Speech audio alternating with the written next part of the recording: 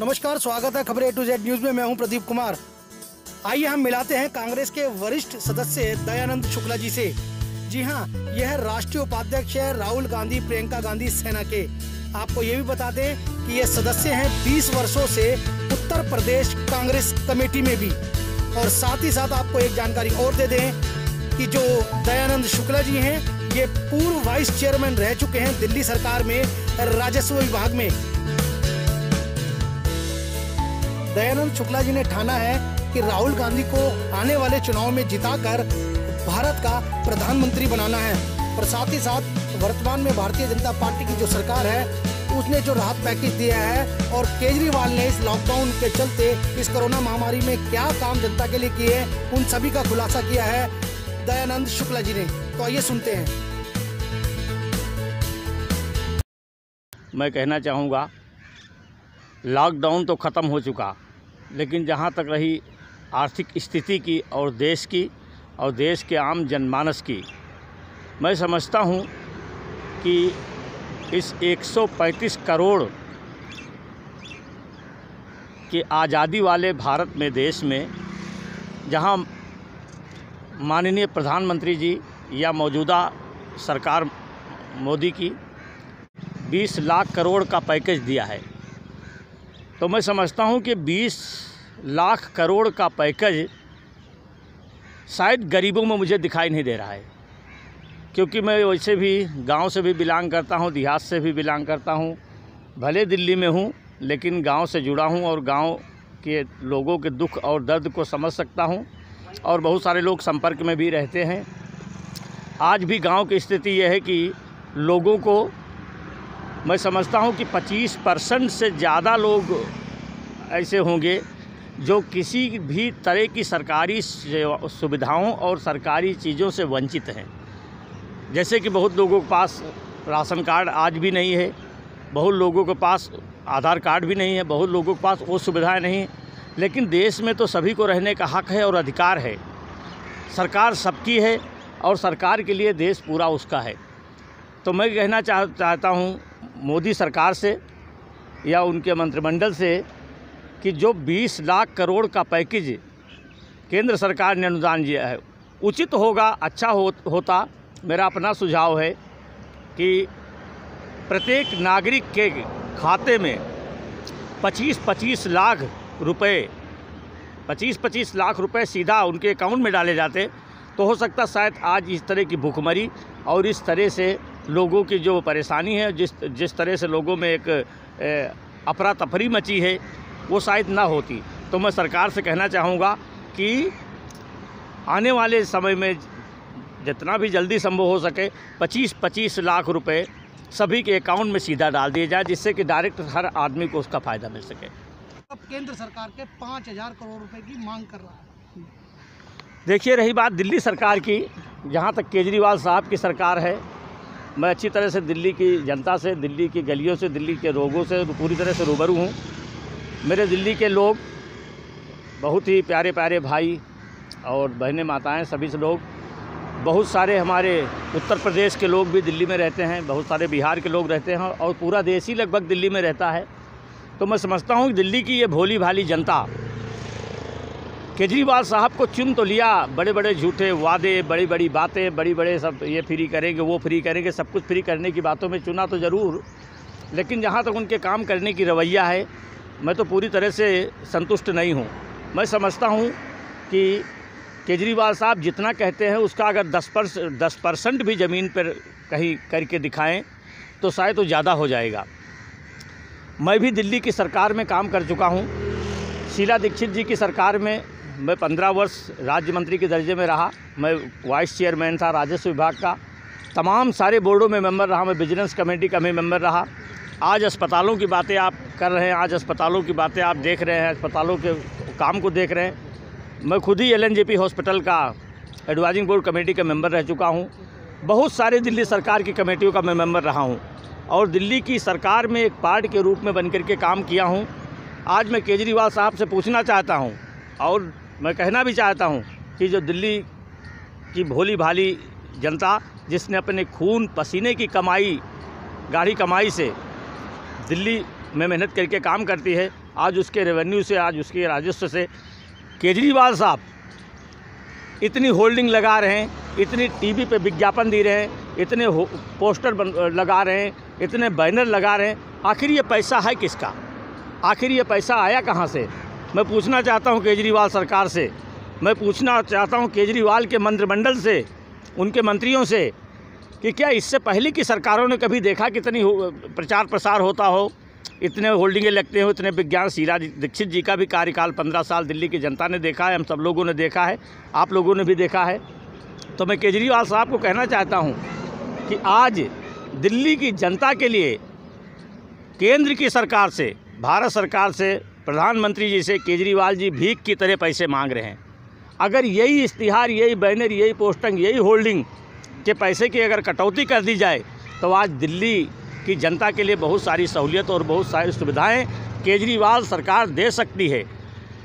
अभी हाल में आप लोगों ने देखा होगा, मैं अपने इलाके की बात करता हूं जहां से कि केजरीवाल साहब खुद ही विधायक है, यहाँ एमएलए भी हैं। जहां मैं खड़ा हूं ये केजरीवाल जी के कार्य क्षेत्र है, उनकी असेंबली भी है, जिसका 15 साल मैं शीला दीक्षित जी के कार्यकाल में ये विधायक के रूप में प्रभारी रहा हूँ। मैंने गली गली, सड़क सड़क पर घूम घूम करके मैंने काम किया है, लोगों के और लोगों की मजबूरियों को देखा है, लोगों की परेशानियों को देखा, उनकी मदद भी किया है।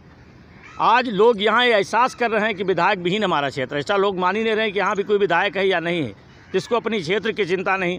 प्रवासी मजदूर की बात अगर करते हैं तो केजरीवाल सरकार ये बताएं कि कितने प्रवासी मजदूरों को उन्होंने अब तक सुरक्षित कहाँ से कहाँ पहुँचाया है, कितने लोगों को खाना दे रहे हैं, कितने लोगों को रहने की व्यवस्था कर रहे हैं। कथनी और करनी में बड़ा फ़र्क है।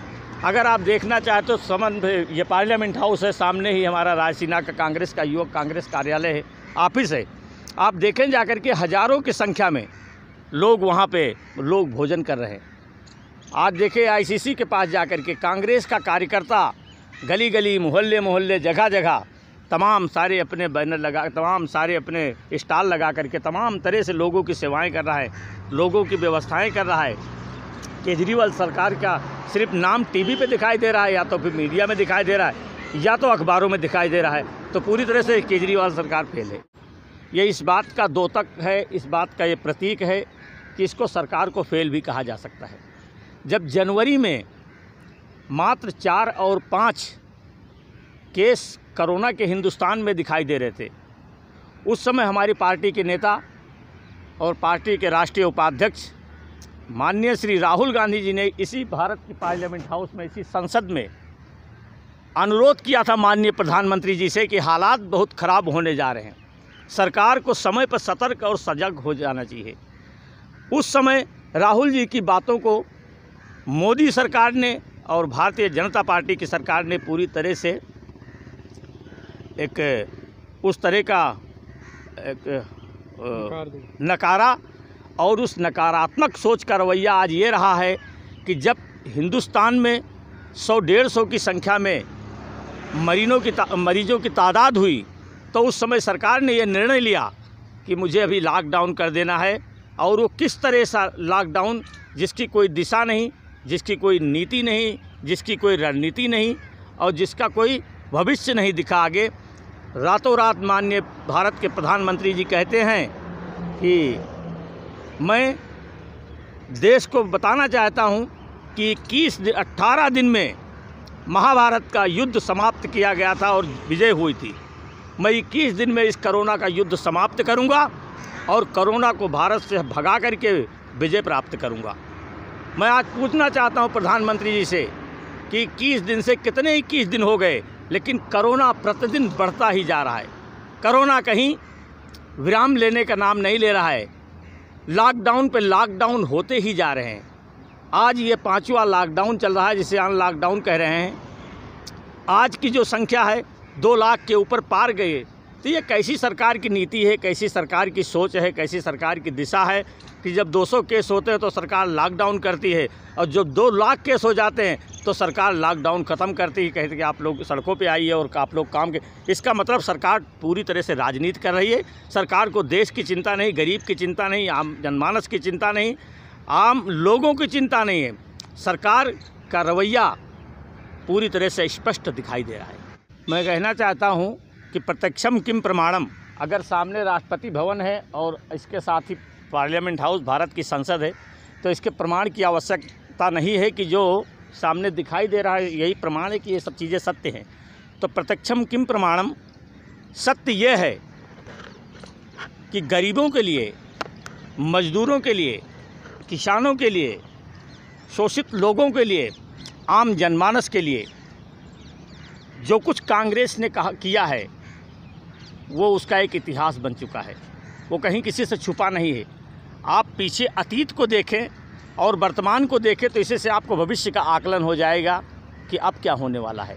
कांग्रेस ने गरीबों के लिए, आज चाहे वो मनरेगा हो, चाहे इंदिरा विकास की तमाम सारी योजनाएं हैं, चाहे जैसे ये सब कांग्रेस गरीबों के हित में और सर्व जाति धर्म समुदाय को लेकर के साथ काम करना चाहती थी और किया, उसने करके दिखाया। मैं भारत सरकार में 10 वर्ष मुझे कार्य करने का मौका मिला। केंद्रीय सलाहकार समिति के रूप में भारत सरकार के राष्ट्रीय सलाहकार समितियों में रहा, सड़क मंत्रालय में काम किया, रेल मंत्रालय में भी काम किया और भारतीय लघु उद्योग मंत्रालय में भी काम किया। मैं देखा कि लोगों के किस तरह से गरीबों की ओर देखी जाती थी। KH मुनियप्पा ऐसे लोग सीनियर, जिनको आज कांग्रेस पार्टी का चाणक्य कहा जाता है और पहले भी कहा जाता था, 7 बार लगातार भारत के मेंबर ऑफ पार्लियामेंट चुने गए, 10 साल भारतीय कांग्रेस पार्टी के कार्यकाल में राज्य मंत्री के रूप काम किए।